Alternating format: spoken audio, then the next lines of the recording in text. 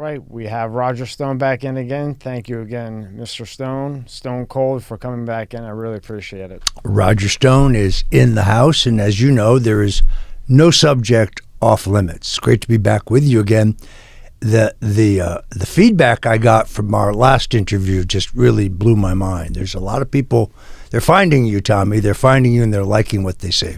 I appreciate it, and I appreciate you coming in and helping me out more than once. And also, you know that they took a bunch of our bites and put it on Vice TV, and they emailed me, but they never got confirmation, and they just put it out. But that's okay. You know? Well, you know what they say, imitation is the greatest form of flattery. Given the level of internet deplatforming, censorship, for the first time ever in the United States, you have complete control and censorship of all mass communications, whether it's broadcast television, network television, cable television, essentially radio today through the big syndicates, print media, newspapers, magazines, and so on, and of course the most heavily trafficked areas of the internet. So you have an opportunity like this to get out your side of the story and speak, pardon me, the stone cold truth. I'm delighted to be here because every one of these formats, or I should say forums, matter in terms of telling the people the truth. And that's why I like when you come in, because you can get the real shit. You know, you put on this news, none of it's all bullshit. You know. No. There was a day. There was a day. Look, I've been in American politics 40 years. There was a day before a reporter could actually report something, he had to have it from two completely independent sources. He also had to talk to the person that he was going to report about, man or woman, and ask for a statement or a comment. Those things never happen anymore. So now what happens is everybody who's a reporter, they wake up in the morning and they go immediately to Twitter, which is basically a cesspool of hatred and leftist disinformation. So they leaf through Twitter, and then that's when they decide what's news. They actually believe the things on Twitter are factual, and that begins the hysteria, which becomes mass-based. Sooner or later, allegations against you, since you're censored and you have no place to rebut them, they become what I call factoids, even though they're not true. And the factoid gets repeated enough times, not only do the masses begin to believe it, but pretty soon guys who are investigators for government begin to believe it. That's why, in my case, when I was lynched in the Mueller witch hunt, Mueller told multiple federal judges that he had probable cause to get his approval of his search warrants because he had probable cause against me for conspiracy against the United States, counterfeiting, money laundering millions of dollars, wire fraud, mail fraud, unauthorized access to a computer, receipt and dissemination of stolen data, misprision of a felony before the fact, etc. You know, they found no evidence of any of those crimes, which means the prosecutor who told the judge he had probable cause was lying to the judge because no probable cause for any of those crimes were found. The problem was he really believed that he would find them because he read it on Twitter. So it must be true. Stone must have been the link between Julian Assange and WikiLeaks and the Trump campaign. Throw the Russians in there somewhere. It had to be true because I read it in Twitter or the New York Times. They're really about the same. My friend Sean Hannity's absolutely right.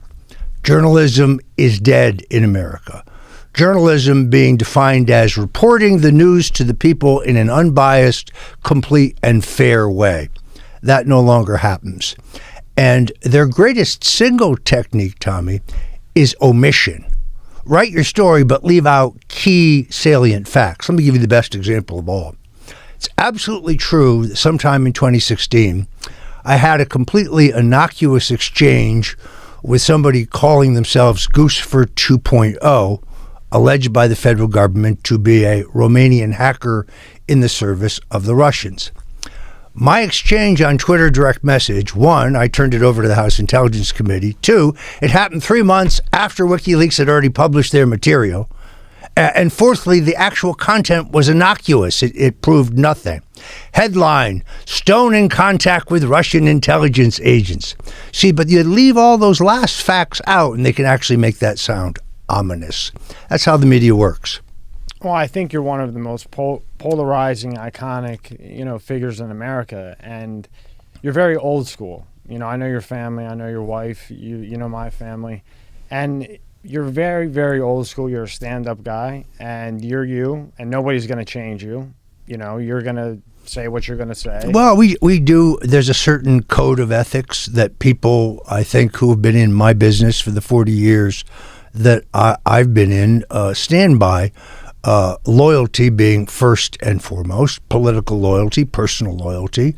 Also, politics works very much on the chit system. You do me a favor, then someday, when I'm called upon, I must do you a favor. If I need something from you and you help me, I don't care if it's 20 years later. When you call on me and you need something, I have an obligation to be there. That's how the world is supposed to work.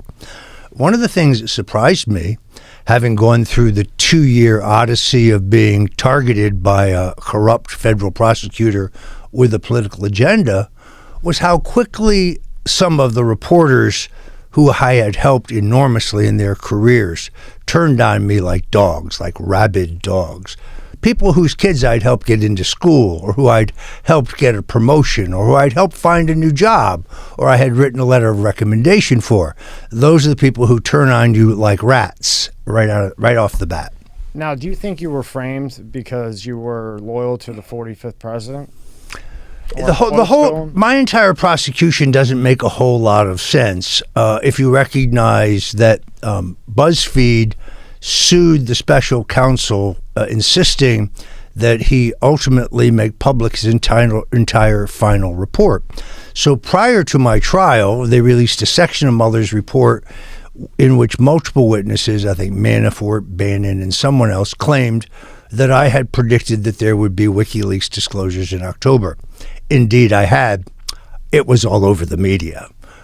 But then, only after my trial, and in fact after my pardon, did they, on November 3rd, 2020, they released the last remaining little tidbit, which said, and even Mueller couldn't sugarcoat this, they never found any factual evidence against Roger Stone regarding Russian collusion, WikiLeaks collaboration, or the phishing and publication of John Podesta's emails. So, in other words, I was charged with lying to Congress about matters that they actually admitted I knew nothing about. It removes the motive for lying. Also, if you go back and look at the alleged statements that are lies, they're all immaterial. None of them hide any underlying crime.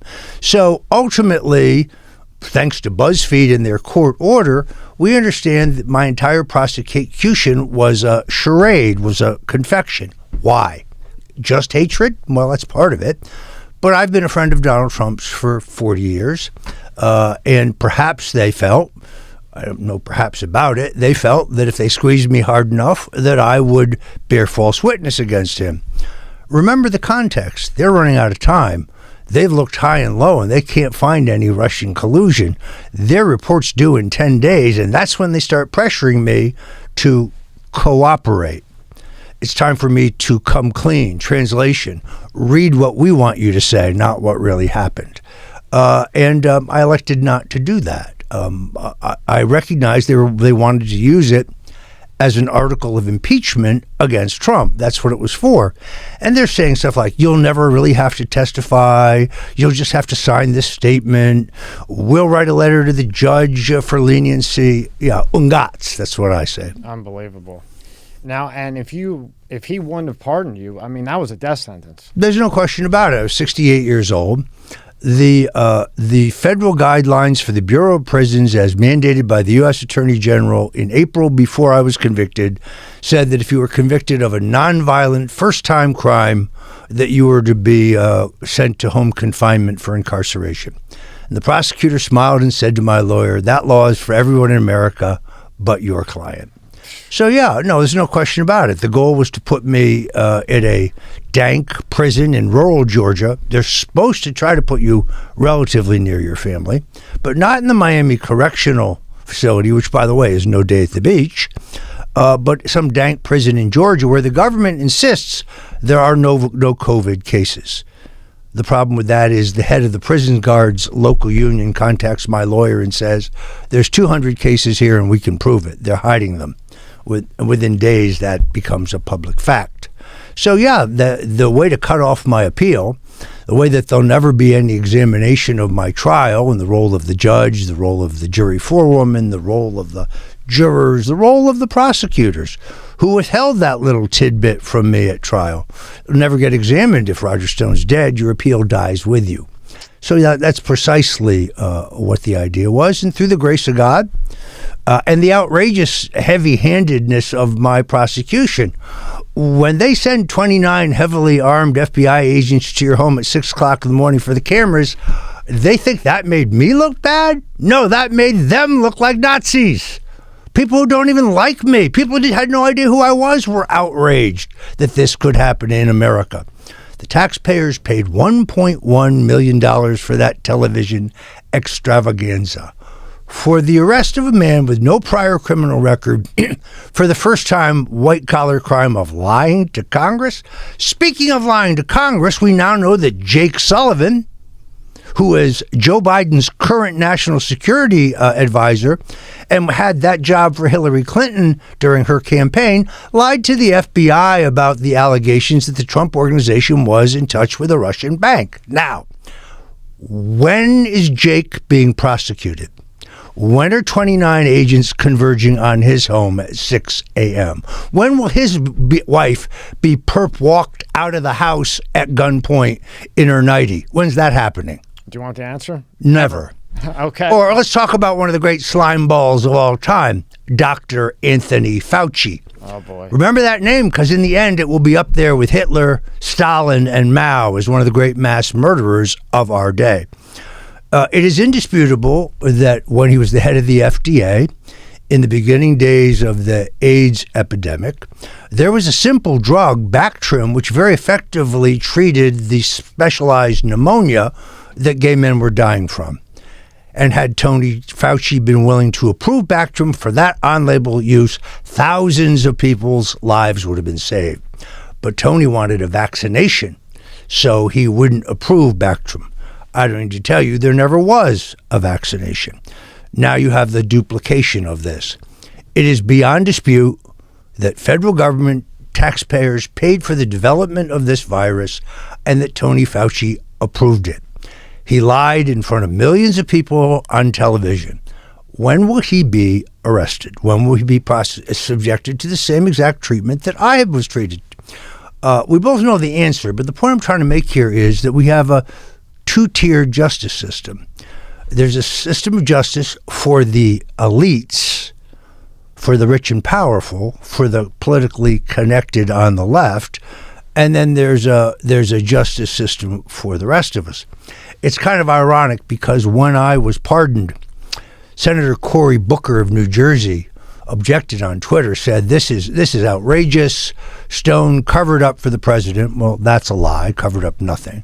Secondarily, his pardon proves that there's a two-tiered justice system.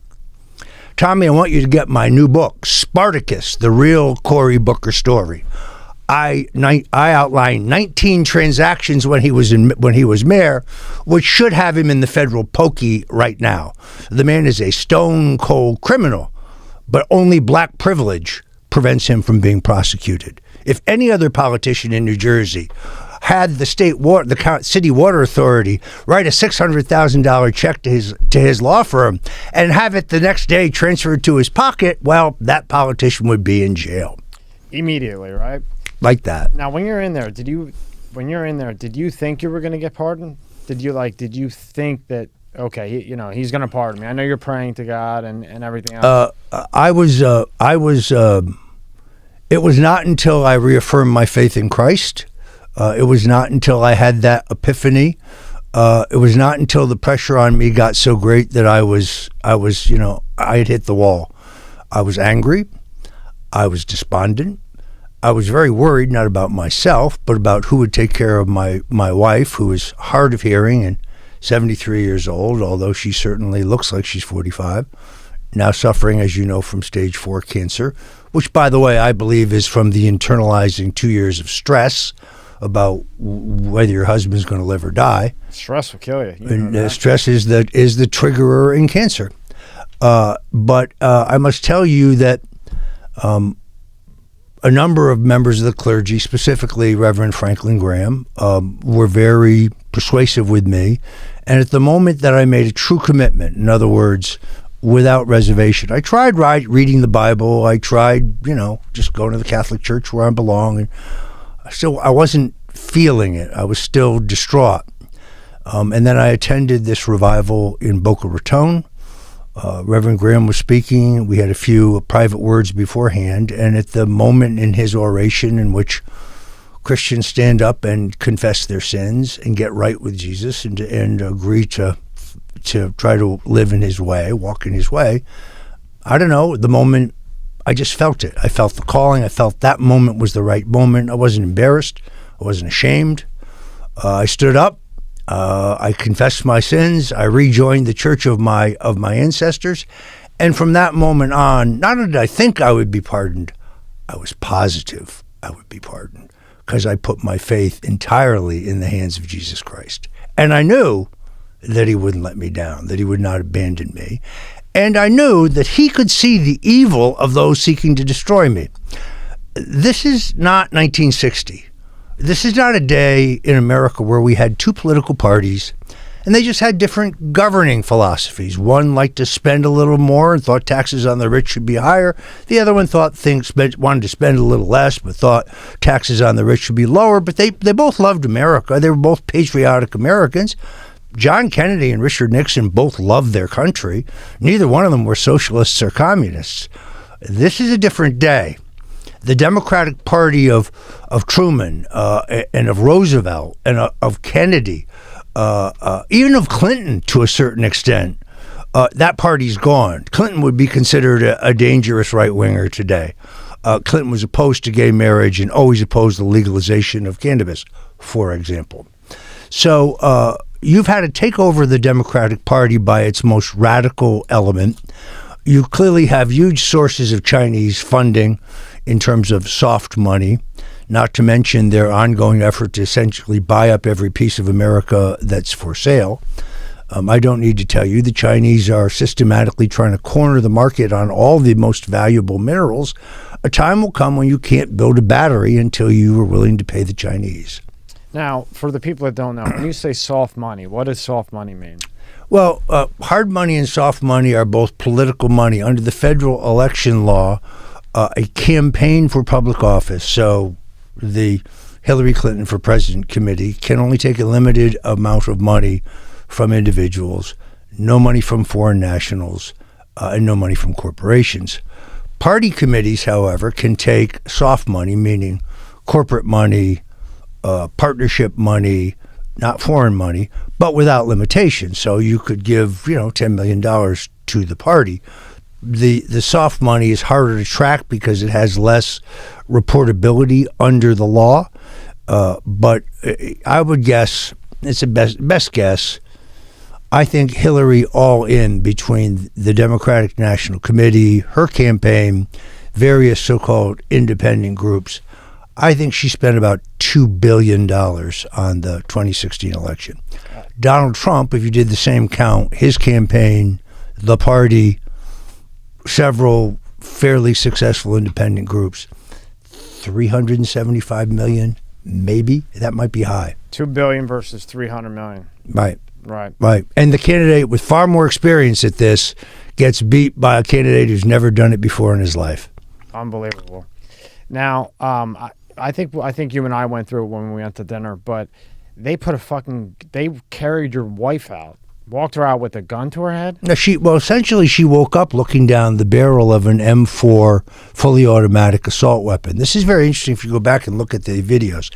Every single officer, those coming off the boat in the back, those arriving in 17 armored vehicles, everyone is carrying an M4 fully automatic assault weapon. I'm a 68-year-old man. Non-violent. Don't own a firearm. I live on a canal, but I can't swim. I can run pretty fast, but where would I run to? I mean, I'm universally recognized. No, this was meant, I think, to first of all to stigmatize me for the American public. Arrest the guy like a drug dealer. He'll look like some kind of criminal. And then secondarily, as a warning to others that if you mess with Mueller, he will abuse his power to hurt you. It was a massive miscalculation. My legal defense fund raised almost $2 million in the 48 hours after I was arrested. Had I, and this is the procedure, if I had just quietly been allowed to turn myself in for processing with my lawyers for nonviolent crime, I wouldn't have raised $5. But they established what they established here is that Mueller and Weissman are thugs. I didn't look bad. They looked ridiculous. And that was January 25th, 2019. Correct. And then you got pardoned. What was it? Christmas, just before Christmas of 2020. No, it's been 2.5 years of unmitigated hell. And the real problem, Tommy, is I wish I could tell you that it's over. Well, we know that's not the case. No. So what happens here is the fact that I escaped the deadly snare so carefully set for me by Robert Mueller and Adam Schiff creates a hysteria, a bloodlust on the American left, a level of hatred and vitriol like nothing you can see. I was in an airport in Atlanta waiting to transfer for a flight to Grand Rapids. I was sitting in a bar. I was with a couple guys I just happened to met, recognized me, buying me a beer, a fireman, and the other guy I think was a police officer in Grand Rapids returning home. A guy walked up to me. I had a full glass of beer. He knocked the beer over onto the floor and said, "Go fuck yourself." He said that to you? Yeah. And just attempted to walk away. The guys with me wanted to beat the living crap out of him. I said, let it go. It'll just turn into a melee. Yeah. But I have incidents like that every day. I was having dinner at one of the greatest Italian restaurants in all of South Florida, Cafe Europa. Cafe spelled C-A-F-F-E. If you help him to look it up, it's right on Las Olas Boulevard. Old school, solid people. Tony, the owner's a great guy. I had a guy come to my table, get this close to my face, and tell me I was a piece of shit. Wow. Now, I told him, you see that steak knife? I'm going to count to 10, and you better be gone. He took off like a rocket. They always do. The cowards who want to insult you or who want to get in your face, they always run. They never want to actually have a confrontation. I'm a nonviolent person. I admit that, but when I reaffirmed my faith in Jesus, the single hardest thing was understanding Hebrews 10:30 through 31. That's the part that says, vengeance is reserved for the Lord. In other words, it's not that there's a bunch of people who need to have revenge taken out on them. Oh, there are. There definitely are. I can give you a list. I can give you my list. But I don't have to worry about my list because God will get every one of them. God understands evil. He can smell evil. He understands evil. So that's a burden. As a Sicilian, I no longer have to worry about revenge. It actually takes a burden off your shoulders. It takes that weight off. Look, there are people who've done horrific things that I'm not even allowed to talk about. My case is still sealed. Some of the kinds of things they did to General Flynn were done in my case, things that would be newsworthy, but I'm not allowed to talk about Your them. case is still sealed? Yeah, my guess is my case will always be sealed. Yeah. I mean, it's the best way to cover prosecutorial misconduct, judicial misconduct, jury misconduct, and the unconstitutionality of every ruling. That would be absolutely correct. Yep. I mean, you have to be a moron not to realize that you're a target. But I guess they didn't think But let's take this to the logical extension. So you have this pool of hatred out there, right? And you can see it every day in Twitter. It's a tsunami of hate. I spoke in Washington on January 5th. I did not speak on January 6th. I was neither on the ellipse, nor in the march, nor at the Capitol. I never left the grounds of my room.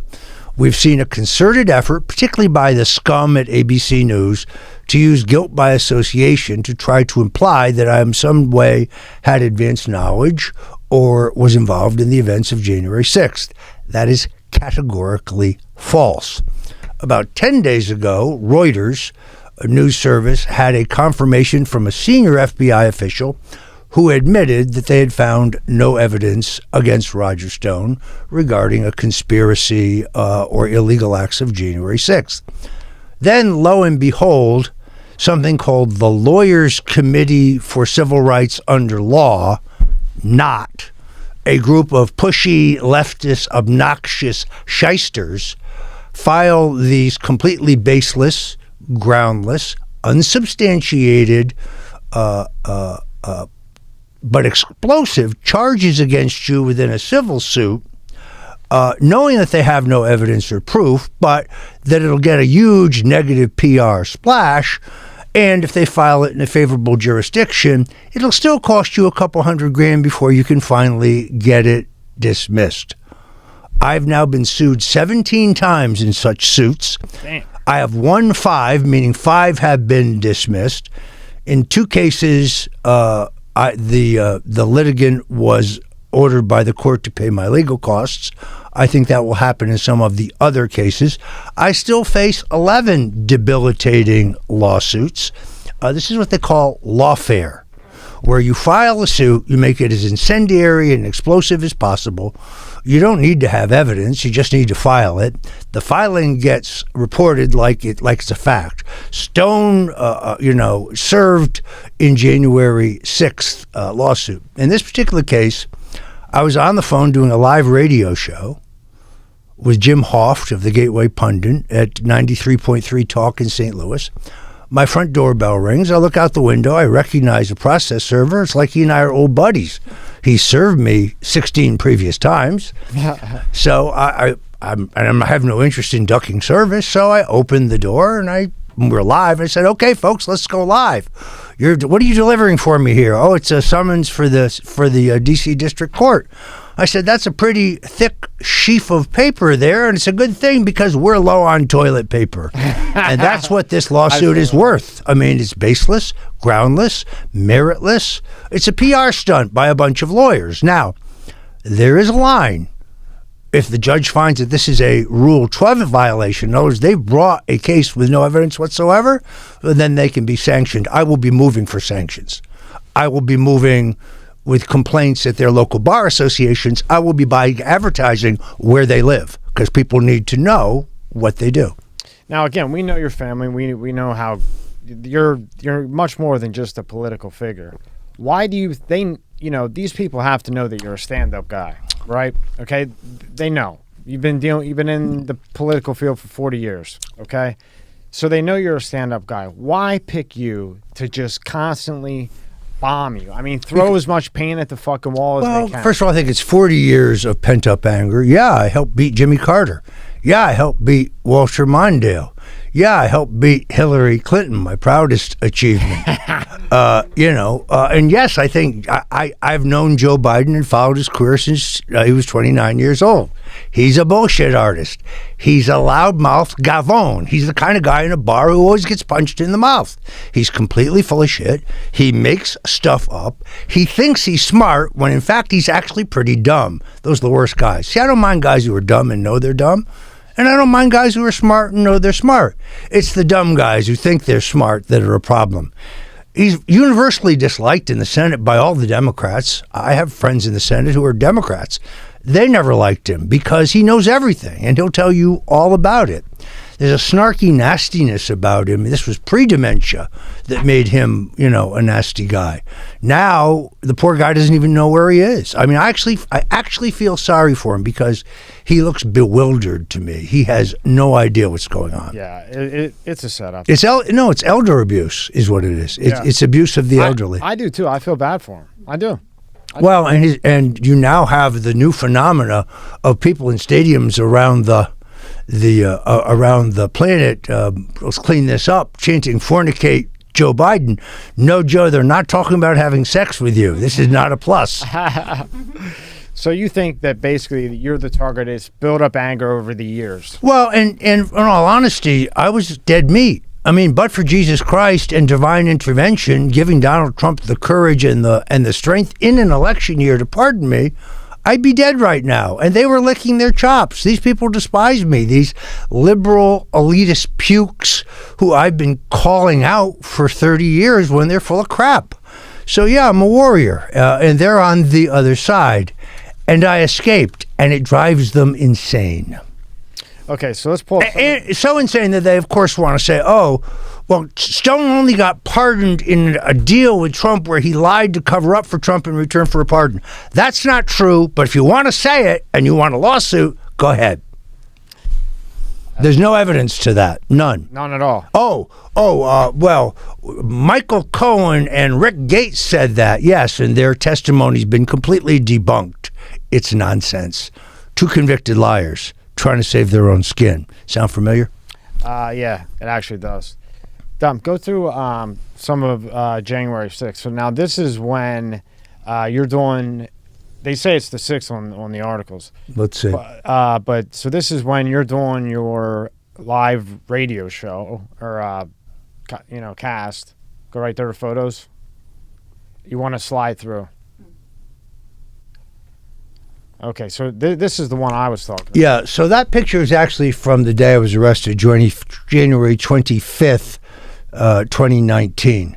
If you look at the caption, it's technically incorrect. They didn't serve me at gunpoint. I was just served by a normal process server. But that's scary enough. Those are both fully automatic M4 rifles. When I opened the door, they were both pointed at my head. Okay, go to the next one. Now you see, USA Today presents this like it's a fact. Oh my God, January 6th, Roger Stone. Nowhere in this article am I quoted as saying that the case, which was, by the way, not even a surprise, announced 10 days earlier, was baseless, meritless, unsubstantiated, ungrounded, without any supporting evidence. You won't find that anywhere in that article. He could have reached me. He made no effort. Go to the next one, Don. Now this one's interesting. To her credit, this reporter, the Washington Examiner, does correctly include my comments saying that the lawsuit was baseless. But elsewhere in the story, she gets essential facts wrong. She said Stone was seen at the Willard Hotel with the Oath Keepers who he referred to as his bodyguards. No, what I said publicly in a written statement, which she could find, is when the off-duty D.C. police officers who normally provided security for me and my family during the pretrial motions in D.C. and during my trial were unavailable because they had been called to duty, the organizers of the conference provided security from the Oath Keepers. That proves nothing other than I came in contact with 5 guys whose names I don't even know, but who performed security services in a courteous, professional, and efficient manner. I'm sorry that I can't just walk down the street like I used to, but my need for security is very real.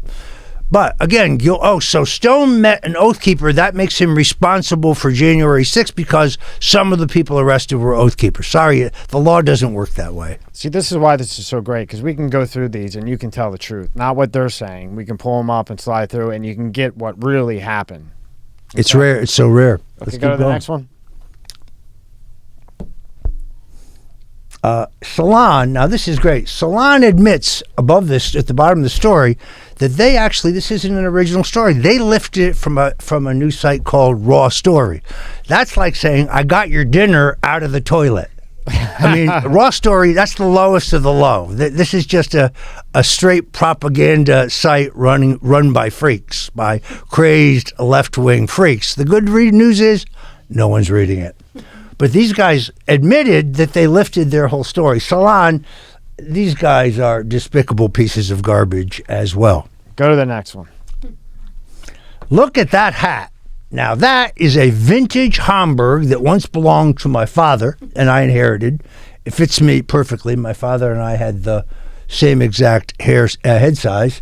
That type of coat that I'm wearing is called a Chesterfield coat. I was actually going to ask you what kind of coat I had it made in London in 1979. Wow, that's awesome. That's my lawyer Grant Smith with his hand in my back. Right, he was really good. Nowhere in this article will you find the quote from me saying that the lawsuit is baseless, groundless bullshit.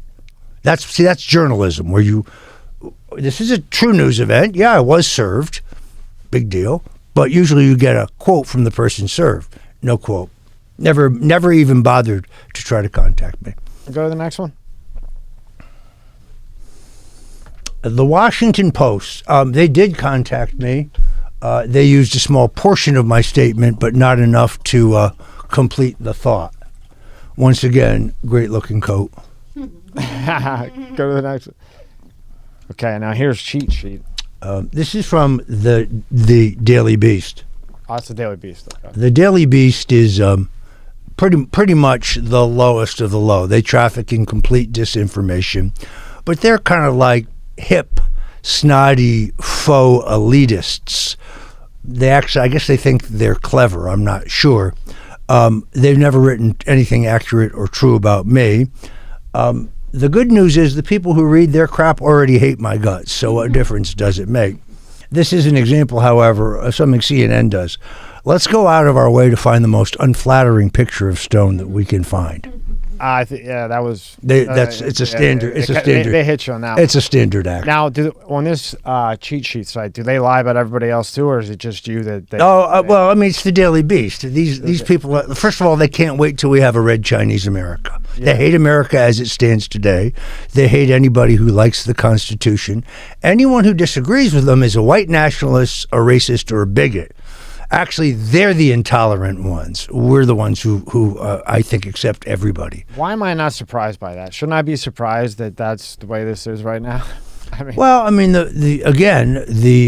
was a time when there were some, media publications that were balanced and fair, and where honest reporters just did the job of trying to sift out, confirm, and present the information to their readers and let their readers make decisions.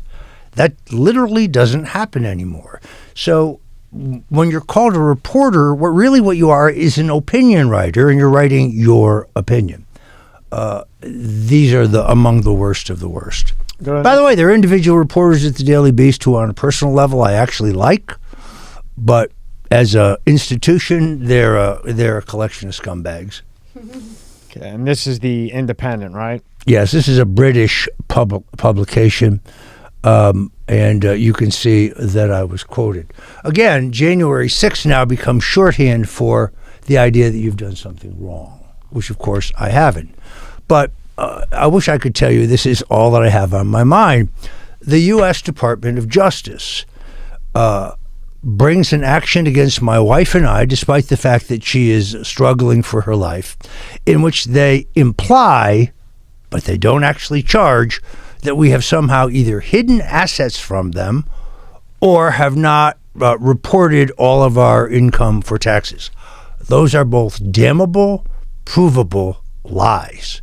The government's complaint, written in the same press release format as these harassment lawsuits, has 9 separate assertions that are just completely false. Just, for example, Mr. Stone's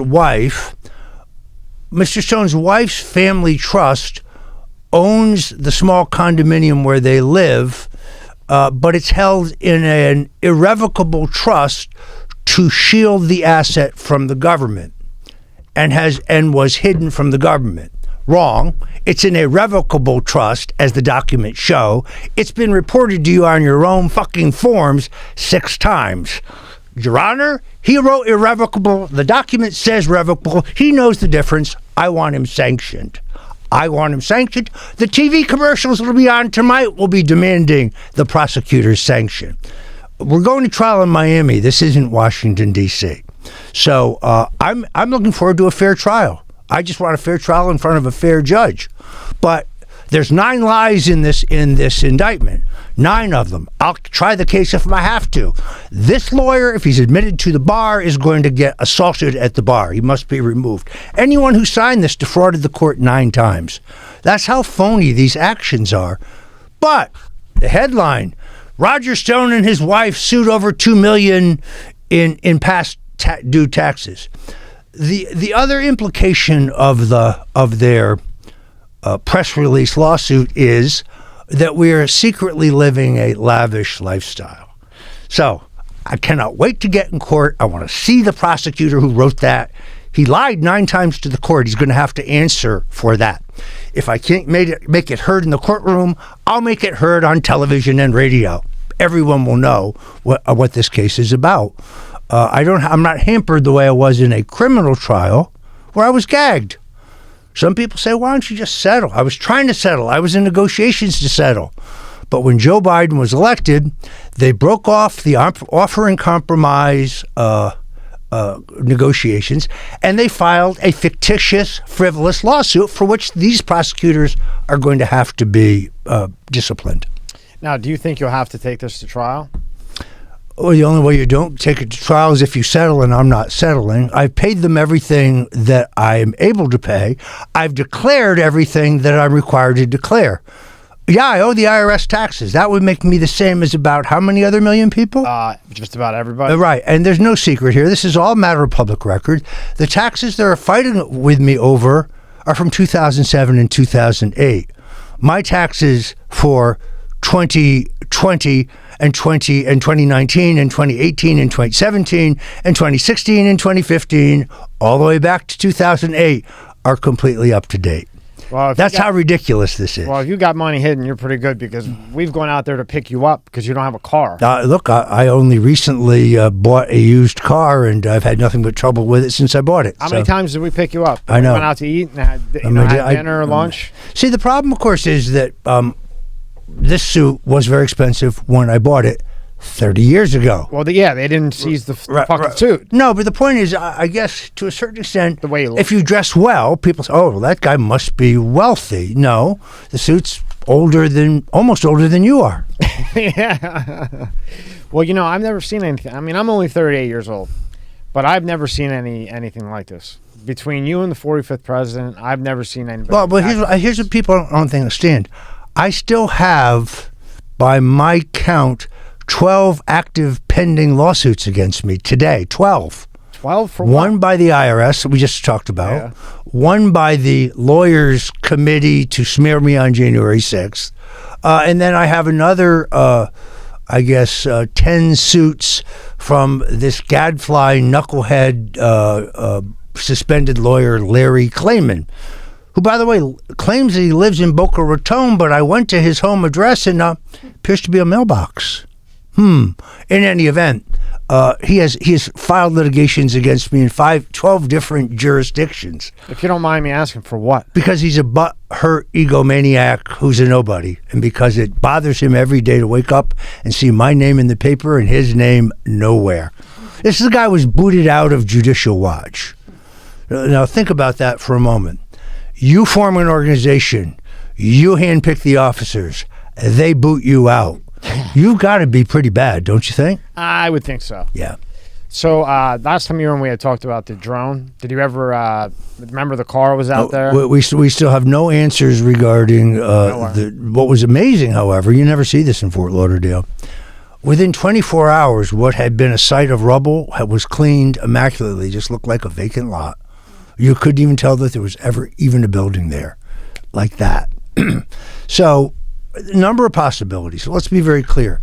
I'm not the one who's first said, I got hit by a drone, or maybe I got hit by a drone.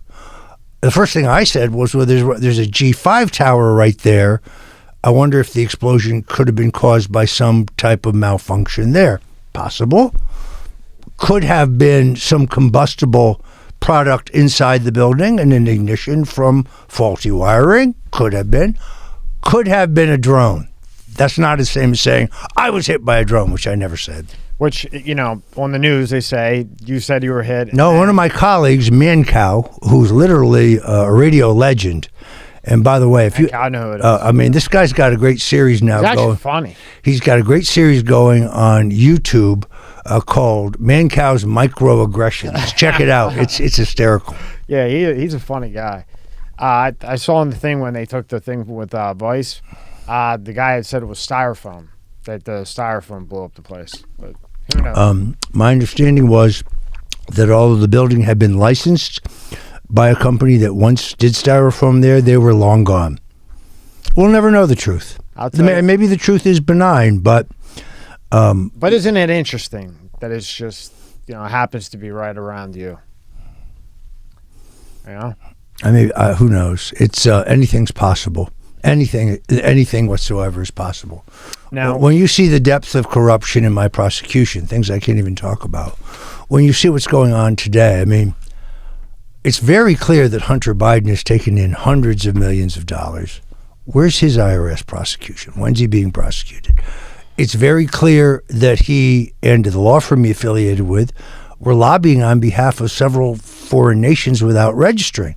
The president's best friend and a longtime friend of mine, Tom Barrack, who was the chairman of the president's inaugural committee and a terrific guy, has just been falsely charged with lobbying for the UAE because he had a conversation with the president regarding Middle Eastern issues, and Tom is Lebanese and he has strong personal views. No evidence that the UAE paid him to say this. That's lobbying. Where the fuck do they come up with these indictments? Right, exactly. So I mean, these are such shithead indictments. But when is Hunter being indicted? Hunter never. Whether it is whether it is sex with underage girls, or whether it is lobbying without filing, or whether it is influence peddling and selling his father, and the news blackout of this in the final days of the campaign is looking more outrageous every day as we learn out more and more all the time about what Hunter was up to. But, Roger, why does nothing ever happen, not even to one of them? Well, because the power establishment of elites that control our government in a cabal with the media are in bed with them. They're their people. So if you're in this protected class, whether you're Hillary Clinton, where you're allowed to use an illegal email server and lose emails and nothing will happen to you. But if you're Roger Stone and you jaywalk, oh man, you're going to get busted immediately.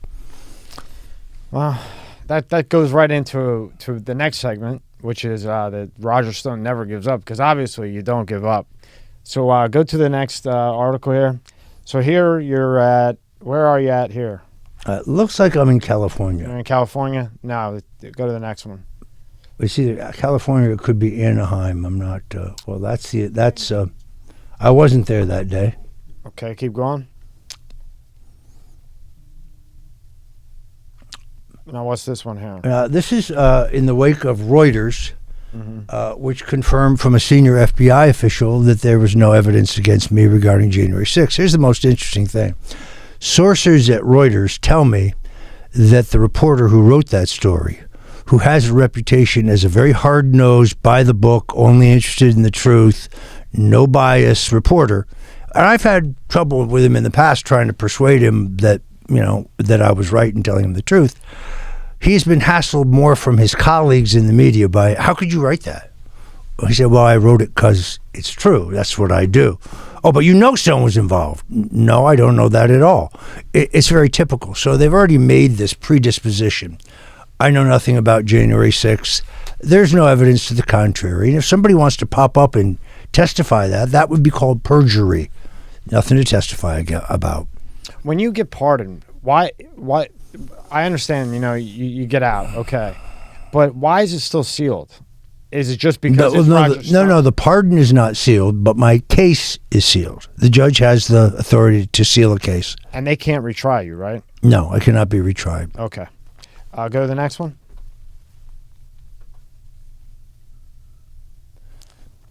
So this is what ABC made much of. This is out in front of my hotel on the morning of January 6th. It's the only time I really left the building. I'm still in the hotel grounds. There's only about 2 blocks there. I'm out there for maybe, 45 minutes. I greet individual patriots who ask for, selfies or autographs. At some point, ABC makes much of this. A man walks up to me and he says, so how's it going to go today? Do we have this thing? And I respond, we shall see. Aha! The smoking gun. We've got him.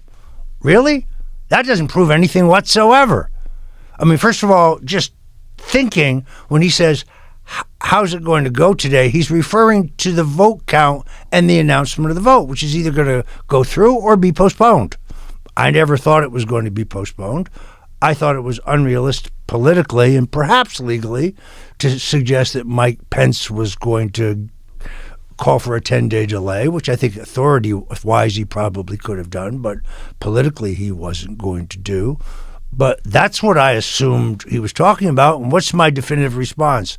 We shall see. Not exactly solid, would you say? But ABC played that clip over and over as if it was some kind of admission of guilt. That's what they do. That's what they do. Oh, Roger Stone said he never left his hotel room. No, I said I never left my hotel grounds. There's a difference. Okay, and here you are. Lindell TV. Lindell TV. This is kind of an interesting thing for folks who don't know it. So Mike Lindell was planning to build a social media platform called frankspeech.com. Great idea. And excuse me, are we talking about the Mike Lindell, the pillow guy? My pillow guy, friend of mine. And he had the right notion, and he put a lot of money into building a social media platform like Twitter, Facebook, and so on. But for whatever reason, that site crashed. He had already signed up so many people at frankspeech.com that he immediately flipped it over to being a live streaming news site, rebranded it as Lindell TV, and it's terrific. I mean, terrific. Brandon Howes, who is the anchor there, is a great guy, very knowledgeable, knows how to keep an interview moving. It's kind of a pop-up. They'll ask you 3 hours before the show, but it's a way to reach millions of patriots. So if you're not subscribed to Lindell TV, by all means, I recommend it. They got great programming, and once in a while you'll see me. And we'll put that in the description. And why don't I see his commercials anymore on Fox? I gather that he has withdrawn from them or they have withdrawn from him. Look, Mike Lindell is a guy who puts his money where his mouth is. He's lived a blessed life. Everybody knows that. He went through personal adversity and drug abuse. He came back. He envisioned and built a multi-million-dollar business enterprise. Only in America could that happen. Now he wants to give back to his country. He's not a politician. I think he would tell you that he's not. Mike and I don't agree on anything. We agree on most things. I think he's a great patriot. And I think just what he's doing here at Lindell TV is service. People are hungry for the truth. They used to be able to get some of it from Fox. They can't get any of it from Fox today. Well, they're saying that by 2024, Apple will have their own Facebook, Twitter, social media platform. And as you know, Apple is not going to censor things. Have you ever been censored with anything with Apple? Here's what I know. Apple refused to give the email records of the terrorists who killed people in San Diego to the FBI, but they turned Roger Stone's records over like that. Apple turned your records over? Yes. Your phone records? Yes. All my records. Wow. Cloud records, yes. Let's not get the idea that football and Apple are not part of the globalist elite. Did they have the password to your phone? Of course they do. They're Apple. No, I mean, did you give them the password to your phone? Who's them? The FBI. They didn't need to get it from me. They got it from Apple. Holy fuck. Really? Yeah, it's got substantial news. So terrorists, no, we're not giving up their stuff. But Roger Stone, here it is. Wow, that just blew me away. That just proved everything I thought completely wrong. All right, go to the next one. The Matrix Groove. These guys had a multi-million-dollar following on Facebook. They're free thinkers. They had a lively show. They bought into some of the QAnon stuff. I don't buy into that stuff. But here's what I do know. In a free America, you're allowed to believe that if you want. You're allowed to believe wacky stuff like, that higher taxes are good for America. You're allowed to have outside the box views. That's America. I don't agree with those people. By going on the show, I don't imply that I agree with them. I talked about what I wanted to talk about.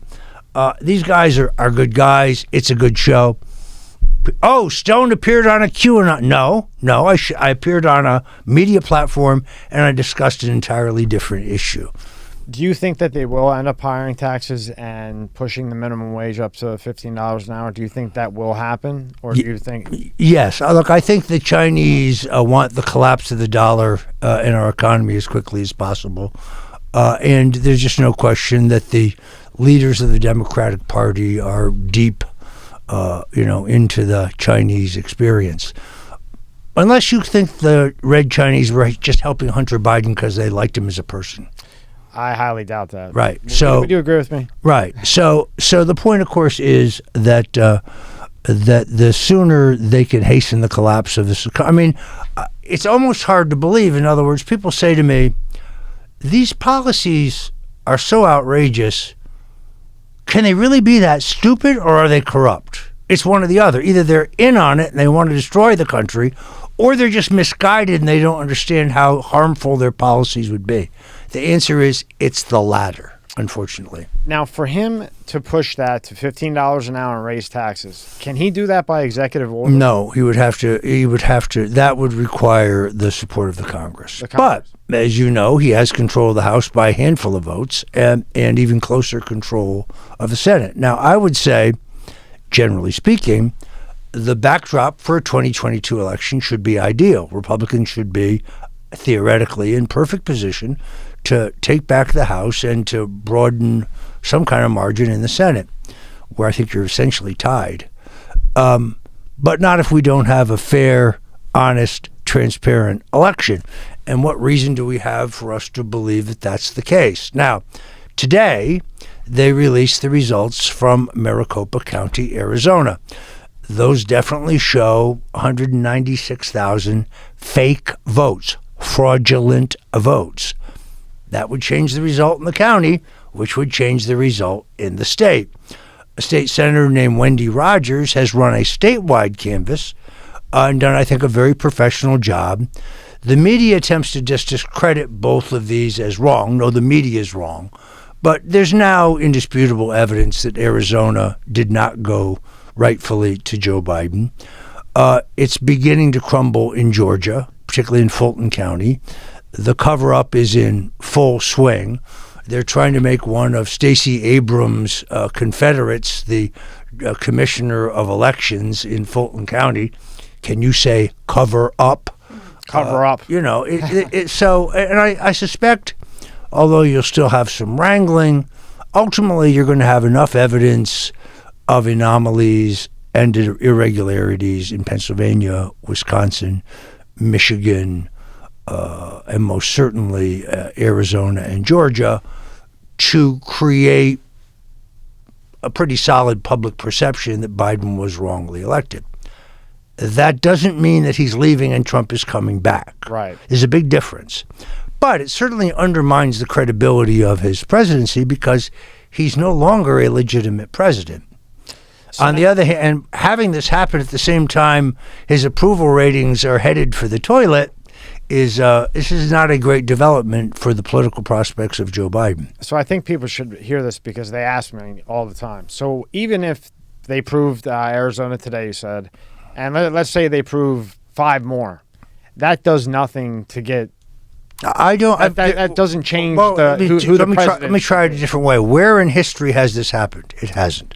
So there's no legal precedent or specific path spelled out in the Constitution.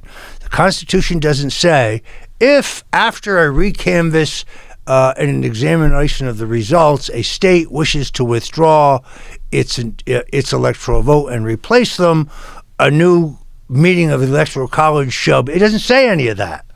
The Electoral College can only be presided over by the Chief Justice of the Supreme Court. So right off the bat, their proceeding with Senator Leahy in the chair was invalid. But the Supreme Court's not going to rule that. Nobody's going to say that. So I just don't see the mechanism. I wish it were true. Believe me, I wish it were true. The country is going to hell so fast. I really wish Donald Trump was back. I respectfully disagree with my friend Mike Lindell. He's 3/4 right. Yes, they are going to find the proof. Yes, it is going to be compelling. But I don't see the Supreme Court taking this up, nor do I see Biden just saying, oh, yeah, I was wrong. I guess I lost. I think I'll leave. Yeah. No, that's not happening. So basically what you're saying is, if I'm understanding you correctly, is that we'll just realize that it was a hoax. I think more and more people, well, again, there will be a giant effort to suppress all of this. So today, you can turn on TV tonight. They're going to tell you everything you heard from Maricopa County is wrong. That's all bullshit.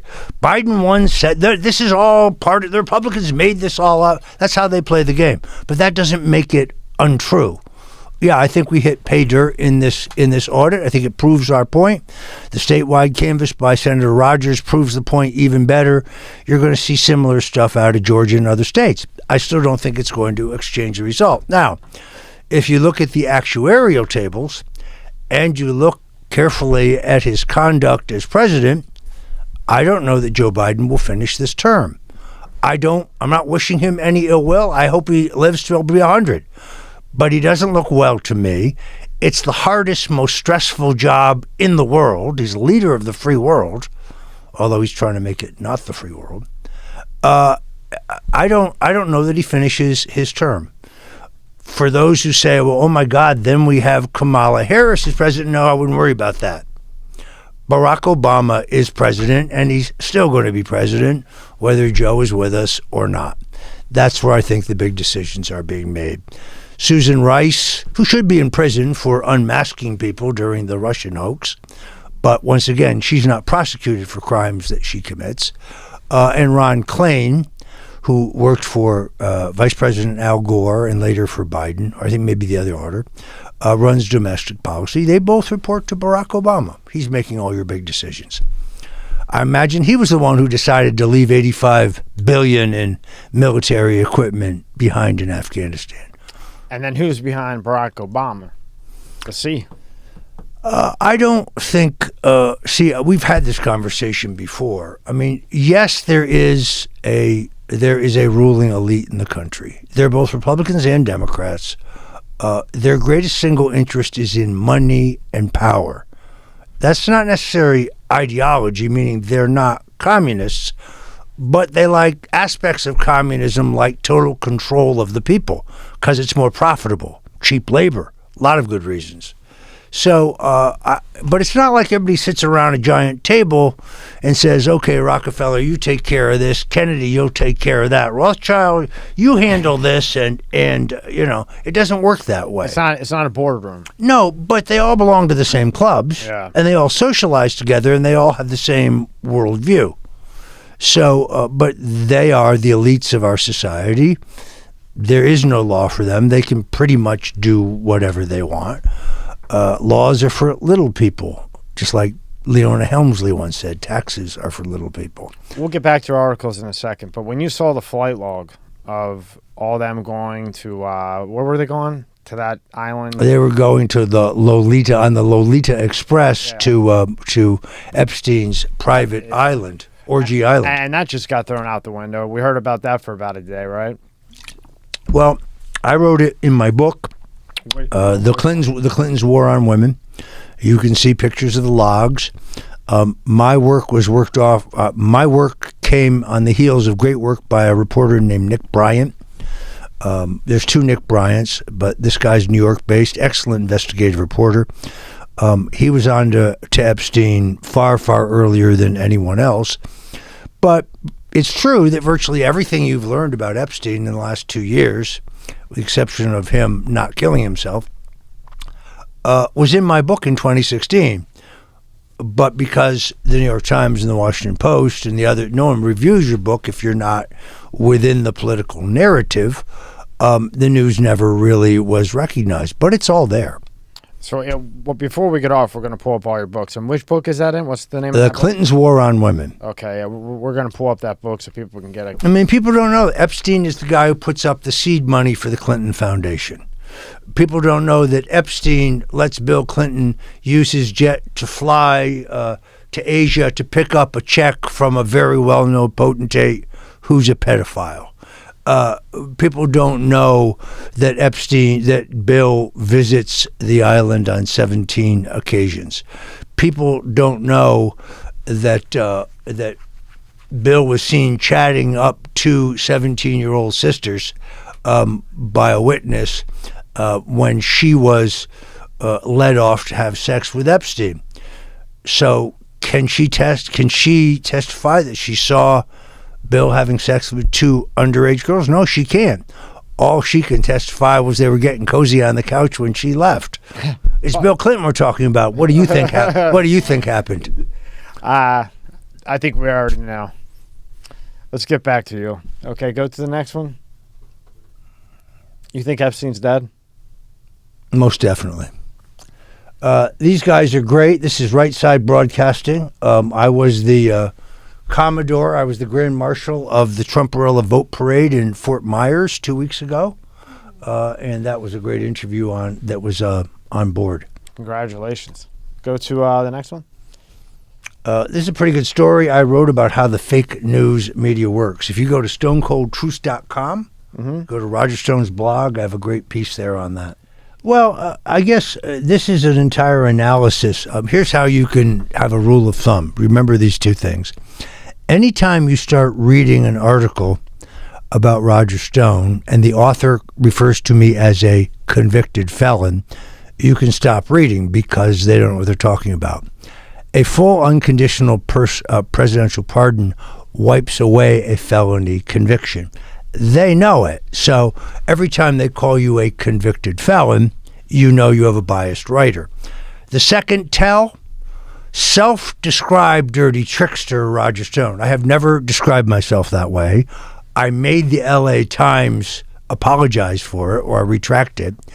Others have referred to me that way, but I have never referred to myself that way. These are just small ways in which the media kind of seeks to impugn you, but it really saves you time. As soon as you read those words, just click close because there's nothing else worth reading. Did they actually apologize to you? Well, they withdrew the assertion, which is all I really wanted. Nah, fuck it then. Okay, so here we go. And this is stonecoldtruth.com. Right. What I said earlier, if you tell the big lie long enough and keep repeating it, eventually the people will come to believe it. But we beat this up. Let's go to the next one. Okay. Yeah, this is, people need to know. So Forbes magazine used to be a very pro-capitalist, pro-free enterprise. It was originally owned by Malcolm Forbes Sr., the Republican candidate for governor of New Jersey in 1958. A swashbuckling, motorcycle riding, hot balloon air enthusiast. I mean, he was quite a guy. He was an unabashed capitalist who loved free enterprise and the American system. The Forbes family sold that name to a bunch of communists, Chinese communists. Really? So Forbes is now owned by a Chinese corporation that parrots the Chinese communist line. They've actually been criticized by the Washington Post, of all people, for their shift in editorial content. Wow. So Forbes had written, in this case, something about me that was untrue. I just needed to correct the record. Forbes is not who you think it is. The other one you need to know about is just cooked me on that one. Newsweek magazine went out of business years ago. They sold their masthead and their name, Newsweek, to the Daily Beast. So when you see Newsweek, do not think that's credible. In fact, folks, if you see the Newsweek headline, you now know that whatever you see under it is going to be completely false. Wow. All right, we already know about the other one. Go to the next one. Yeah, this is really centered around the entire question of hydrochloroquine. You see, the point is, under federal law, you can't have a vaccination approved if there's an oral drug to address the illness, in this case, the virus. If hydrochloroquine works, then you can't legally have a vaccination. That's why hydrochloroquine, which most definitely works, had to be discredited by Dr. Fauci. That's what this piece was about. Next one. Well, this has to do with the lockdowns. Are we headed to a day in which an individual cannot go to the grocery store, cannot go to a gas station, cannot go to a bank, cannot do business in those places? Their money's no good there unless they're vaccinated. That's the kind of segregation I think we're headed to. It is so clever that they reverse the argument. You won't get vaccinated? You don't care about your fellow man. Well, here's the problem. My getting vaccinated protects you from nothing. Nothing. Secondarily, if I can be vaccinated and then get the virus, then by definition, what you gave me was not a vaccination. Vaccinations shield you from getting the virus. Thirdly, what other drug has sold at this volume that never had any clinical trial tests? But we could fix this easily. J&J and Pfizer should have full legal liability for anything that goes wrong. That sure would make me feel a lot better. But no, they don't pay anything. Look, you immediately get criticized when you say this, but the record number of health-related problems connected to these vaccinations is mind-blowing. Cancer, heart attacks, particularly reproductive problems with women, There is no question that the spike blood proteins are sticky. This would, if you had the number of deaths we already can chart by the CDC's own numbers, and I think we all concede that those are probably low. If that number of deaths were resulting from any FDA-approved drug on the market today, the drug would have been pulled. What's the rush? Why do we all have to be vaccinated?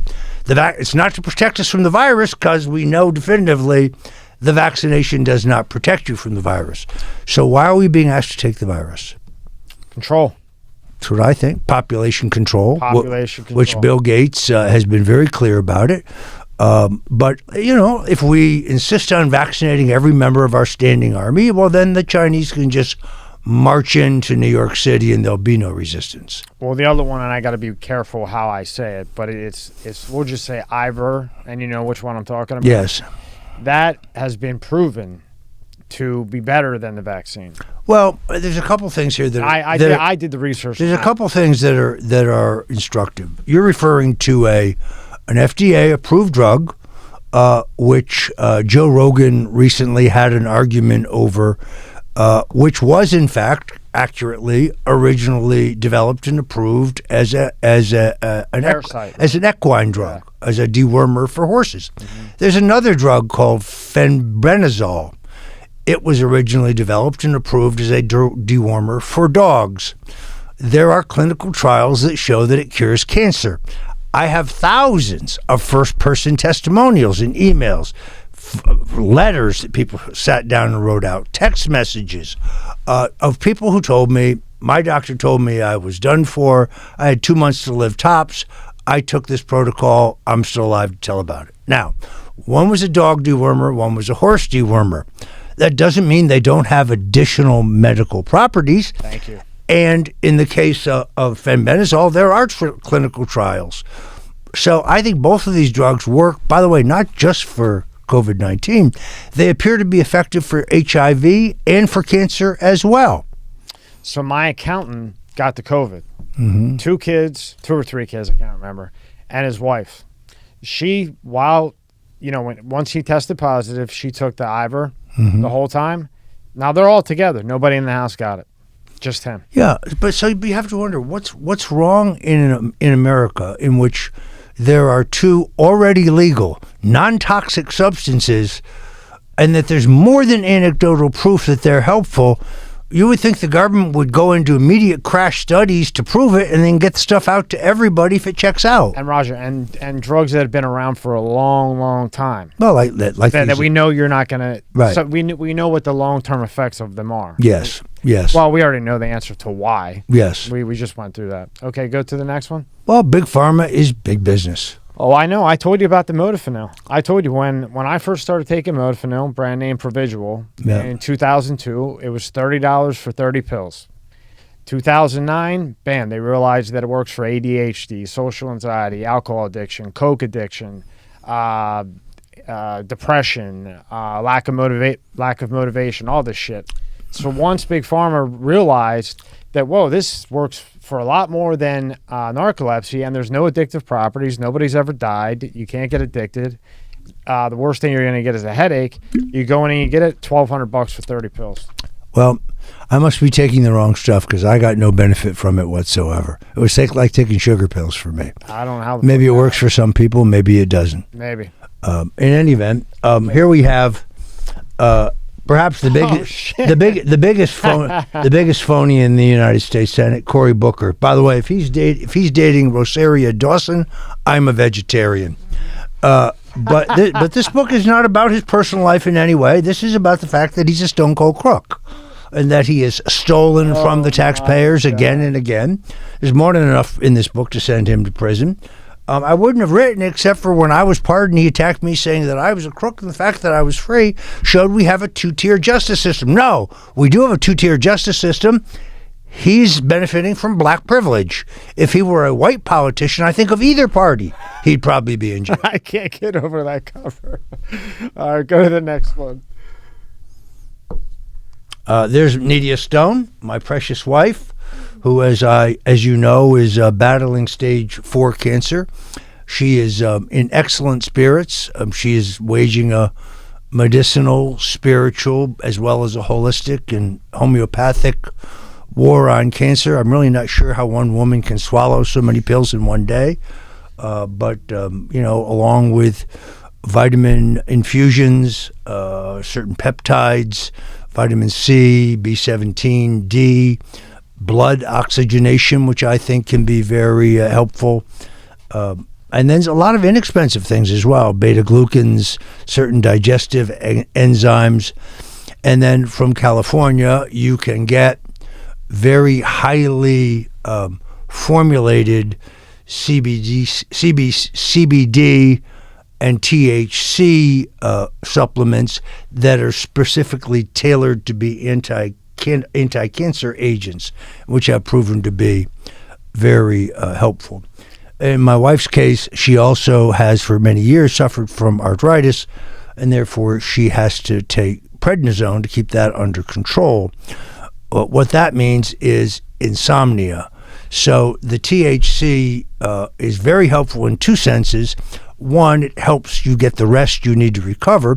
And then secondarily, the worst pain medications, because she's had some complications with what they call a lymphatic edema, which is painful. Most of the pain medications they give you by pill are constipating, whereas THC works better against nausea than anything else and has no side effects. Yeah. Now, speaking of that, do you think that anytime soon that they'll just federally make the THC legal? It's going to happen. It's an issue that has hit critical mass. How ironic that the people leading the charge for this are not Democrats. How ironic that it's guys in the Liberty Caucus like Matt Gaetz who have the courage to lead the charge for legalized cannabis. I mean, in Israel, they use cannabis for PTSD among their soldiers. It's being used as medicine around the world by cultures as sophisticated or more sophisticated than ours.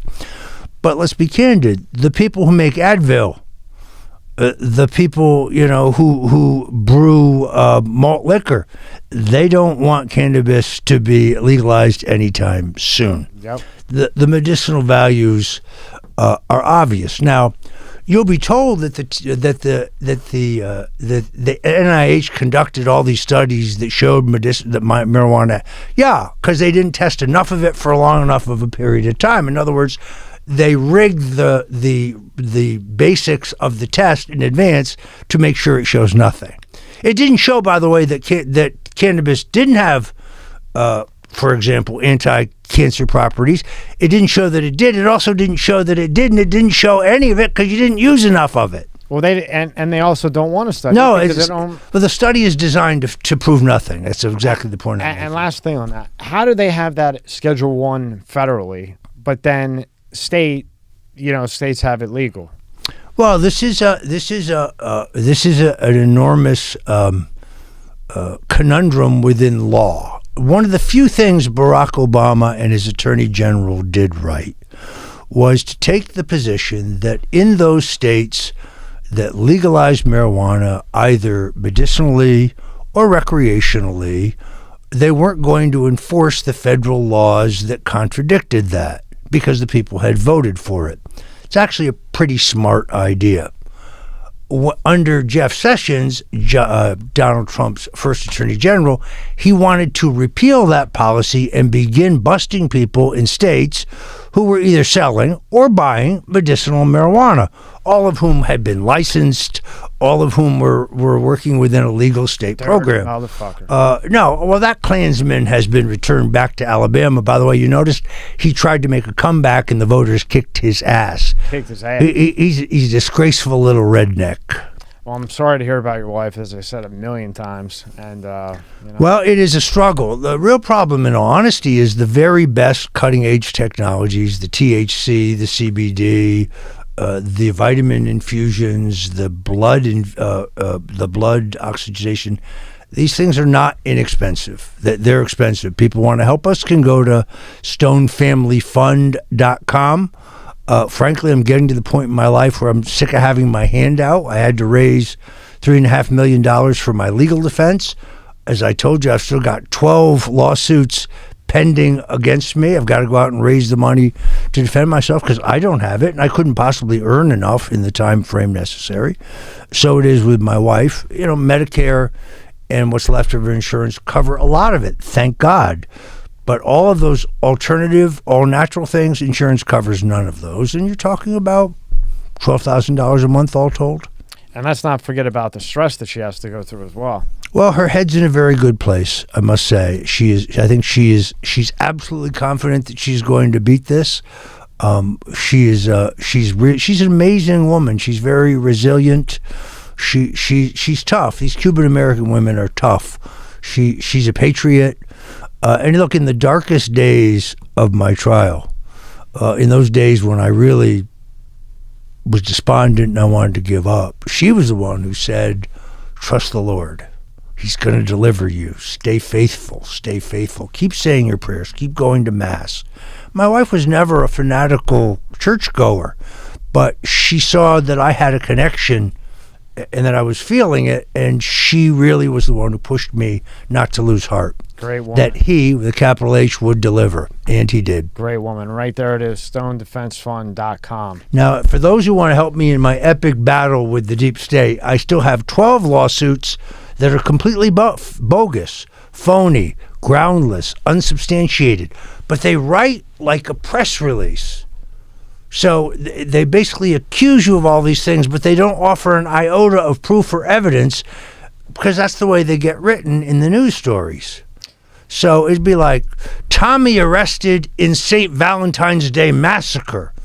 Well, that implies that you were there for the massacre or had something to do with it. You weren't even born yet, but they could still post that story. Fucking crazy. And then that will lead us into the redemption of Roger Stone. So click on mail. And then there's a bunch of articles there that you had thrown up with a lot of great people you got there. Okay, so if we go down here, explain these here. Yeah, these are, one of the things that I decided after the Lord spared my life was that I wanted to tell my story to other people. Because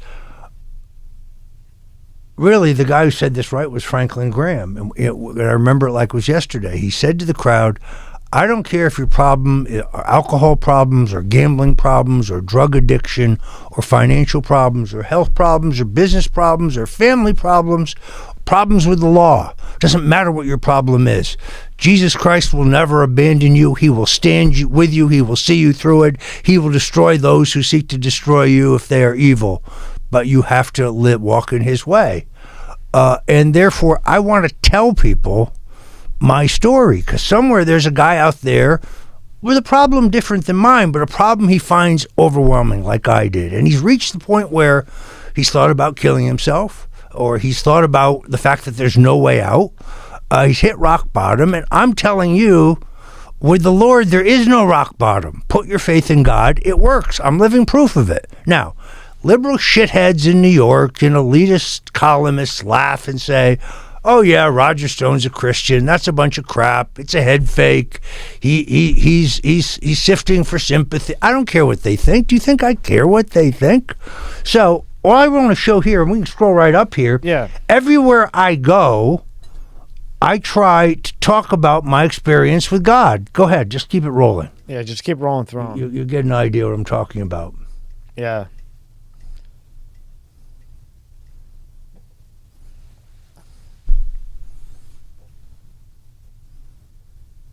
How was HBO?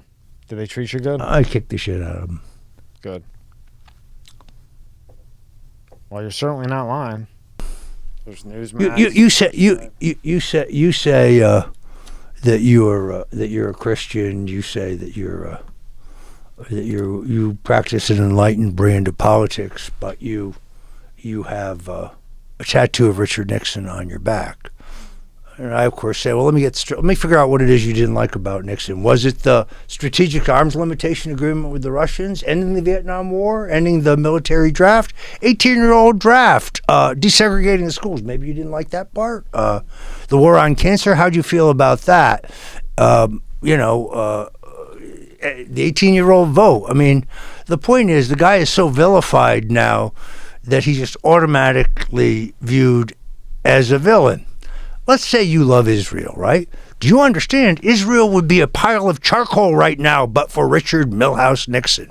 That when the Israelis have their backs against the sea in 1973, when the Syrians and the Egyptians in a blitzkrieg war that somehow Israeli intelligence never sees coming, and Golda Meir has her back against the sea with no bullets, and Henry Kissinger and the creeps at the Joint Chiefs are telling Nixon, don't get involved, it'll just provoke the Russians, don't get involved. No, it's Nixon who airdrops $73 million worth of lethal aid to Israel. Richard Nixon saved the nation of Israel from annihilation. Did he say a few anti-Semitic things in the White House? You bet your ass. What matters, deeds or words? If you love Israel, then you have to love the actions of Richard Nixon in saving Israel. What is your favorite thing about Richard Nixon? Because I know he's, you got the tattoo of him. What is your favorite thing about Richard Nixon? Indestructibility, just resilience. I mean, look, he had his highs and lows. He did not have the kind of equilibrium that Reagan had. Reagan had an incredible equilibrium. There might be times when Ronald Reagan was upset, but you would never be able to tell. He was just a very balanced, kind of even-keeled guy. Nixon was very different. He would flare, and people knew it. Sometimes he would give orders that you were smart enough not to really carry out because you realized that 5 minutes later he would tell you he was only kidding. But he was more volatile, but he was also just determined. I mean, I always get kidded because I have the Nixon tattoo on my back. And as I've said, some guys even work for me, try to make fun of me about this, that the tattoo it's not a political statement. It's a daily reminder when I see it in the mirror that in life, when things don't go your way, when you get knocked down, or when you reach for something and it eludes your grasp, or you fail at something you really aspired to, you can't give up. You can't just, wallow. You got to get up off the mat, dust yourself off, and get back in the competition. That's the whole Nixon story. It's a story of persistence, it's a story of resilience. It's an American story, I think, and that's the quality I admire. Nixon was not in any way an ideologue. Reagan was a true believing conservative Republican. Nixon was more of a centrist who had some very conservative views, and he had some very progressive views. He was not, but he was interested in results. He was interested. So this is why I always thought it was interesting that Daniel Patrick Moynihan, later U.S. Senator from New York, brilliant intellectual, worked in the Nixon White House on urban policy because Nixon wanted to do something about the cities. Gave us the Office of Small Business Enterprise, gave us enterprise zones, gave us the affirmative action, did a number of things to I thought I had to turn that off. Shit happens. What are you going to do? It does.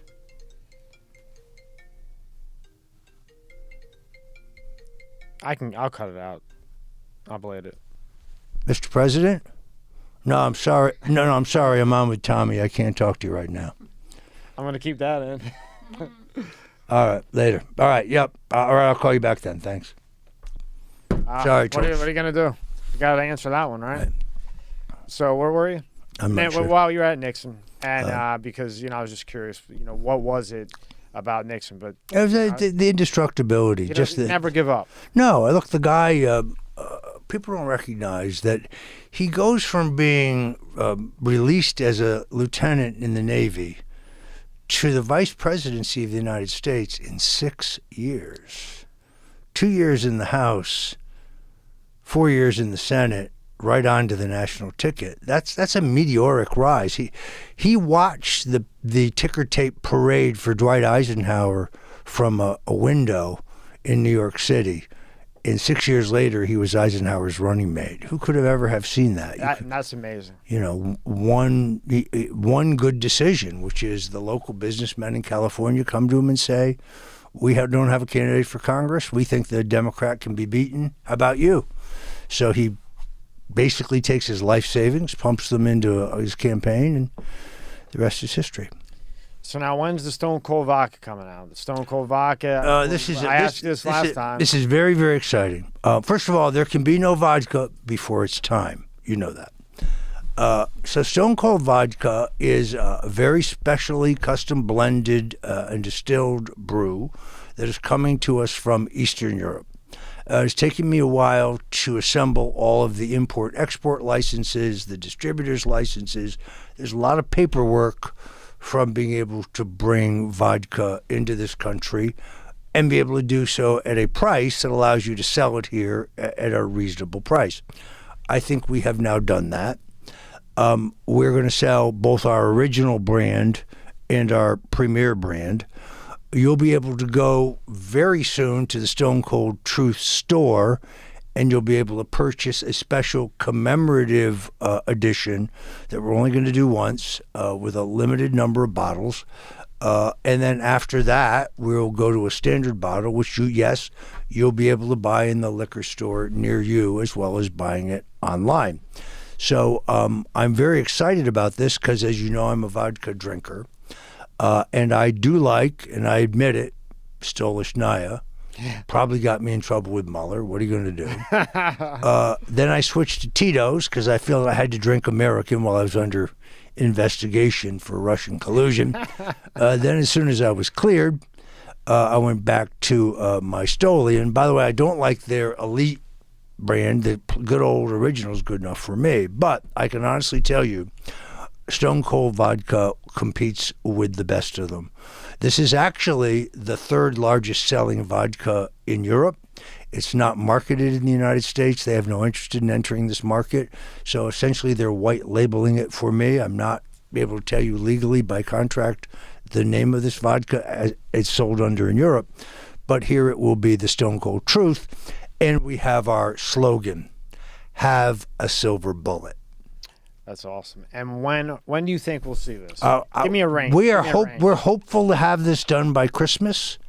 There are a lot of small things. So, for example, the commemorative edition has a bottle that kind of looks like the Stoli bottle. It has a paper label, but the label has to contain certain information by American code. So that's all been being worked out. But we're very close. I'm very excited about this. And what I'm going to do is I'm ultimately going to hand out promotion codes. So your promotion code, let's say, is Tommy. If you pitch Stone Cold Vodka in your podcast and they use your promo code when they buy, well, you get a little piece of the action. That's great. That's great. Because when you took me and introduced me to Connecticut pizza, that I didn't even know Connecticut had good pizza. Connecticut is the mecca of the pizza world. I couldn't believe it. It is the epicenter of great pizza. It all kinds of goes out from there. Now, let me be very clear. I'm not saying Jersey doesn't have great pizza. They do.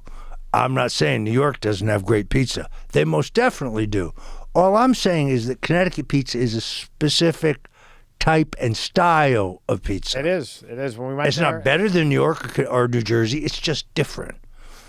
I love Jersey pizza, but it's different than New York pizza. Philadelphia pizza, you can have it. I like it.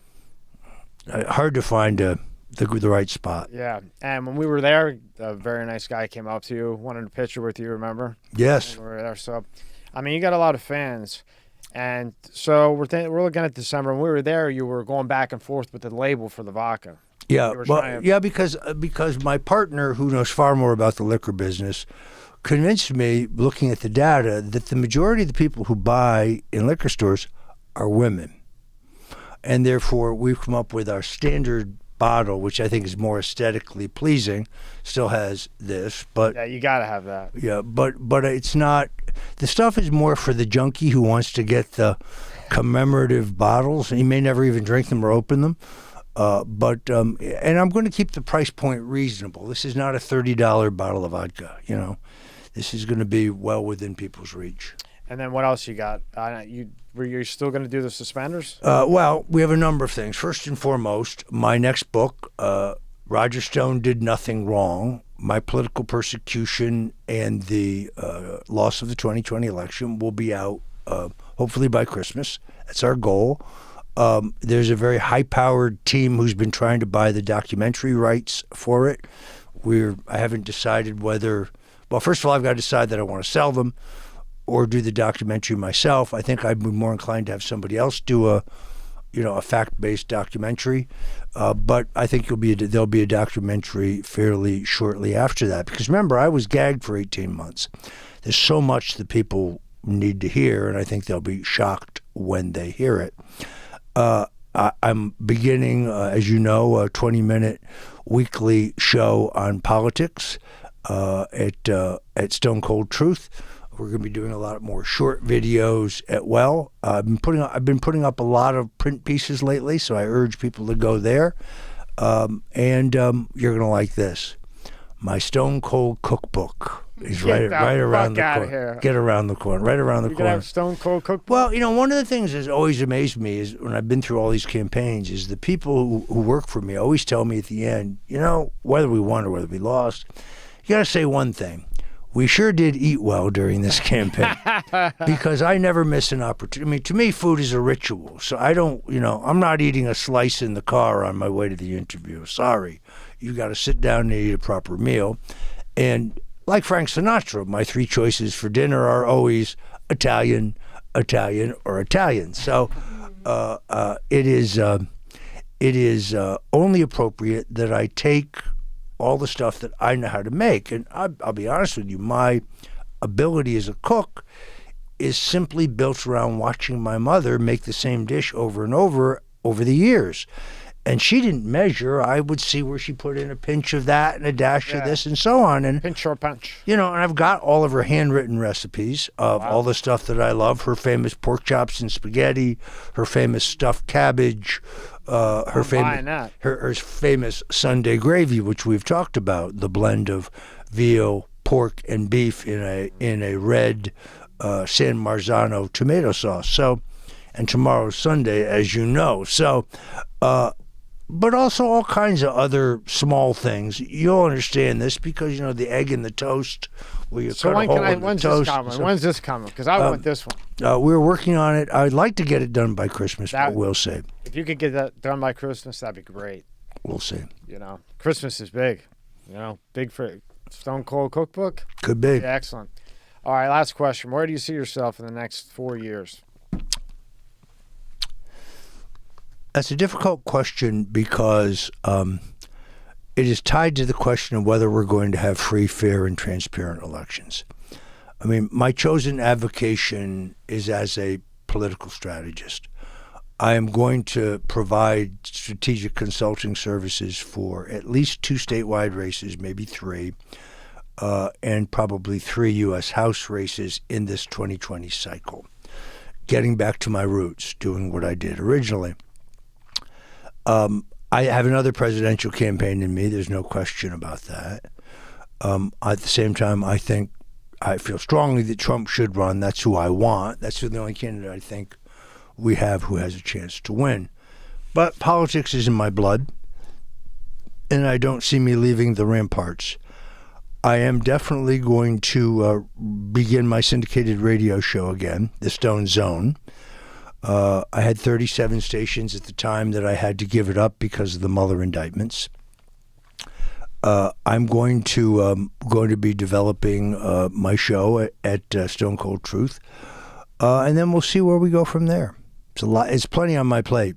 Plus, I have to provide the defense in 12 civil lawsuits, which eats up a huge amount of your time and your effort. Because when you're not preparing, you're out trying to raise money to defend yourself. Now, the last time you were in, you said you didn't think Trump would run in 2024. I have. There's been a total evolution in my thinking, and I've written that in a couple pieces. So you think he will run? I've now come around to the view that not only will he run, I now believe he must run. And do you think that we will be able to find a way to make it fair and legit? That remains to be seen. You could do it 2 ways. One, you could go into each state and amend the state laws. And in the states where you have recalcitrant Democrats, you could do it with a constitutional amendment. But time grows very short. And therefore, I just don't know whether the next elections are going to have the same level of irregularities and anomalies that you had in the last one. Take a wild guess. What do you think? Half and half. 50. There'll be some parts of the country where the elections are honestly conducted, and there'll be other parts where the corruption continues. Okay, so That's an educated guess. and give me a percentage chance that you say Trump runs. Percentage from 1 to 100. As of today. As of today. Recognizing that, things can change in 100 ways. He is 72. I believe He looks better than he's ever looked in his life. He lost 25 pounds. He looks terrific. He clearly has the stamina and the health. So if that holds up, I put his chances at, I think 85. Wow. Okay. And he's 75. Oh, 75? I put his chances at running between 85 and 90. Wow.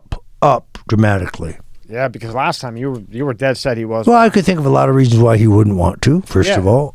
But no one else has emerged, and that's an important factor. And point out someone else who has the balls to take these people on and call them out. The only person I could think of is DeSantis, but you don't. Do you like DeSantis? I like him as governor. I like his policies. I wouldn't do everything the exact way that he has done them, but he's not ready for prime time. He's not ready for prime time? Not even close.